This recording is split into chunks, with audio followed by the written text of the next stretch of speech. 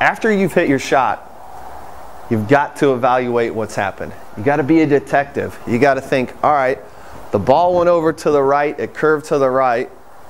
Although I know what caused that, because the only thing that makes the ball curve is the club face. The ball curves to the left, same thing. Don't think, oh, bad shot. Learn from it, improve from it. The ball's curving.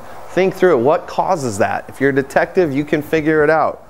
So if the ball curves to the left, the club face was in this position. If the ball curves to the right, the club face was in this position.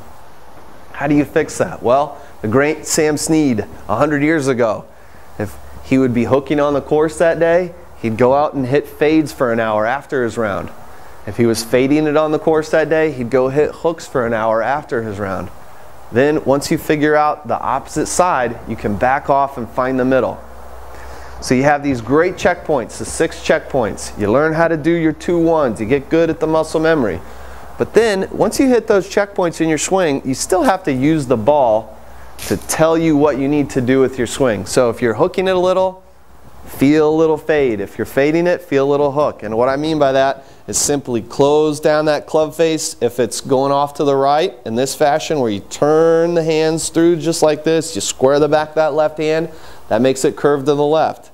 If it's curving to the left, you got to feel a little bit of this and curve that ball. Feel a little bit of curve to the right. Once you've exaggerated the opposite, then if you just feel a little of it, you can back off and find the middle. And that's how to play your best golf.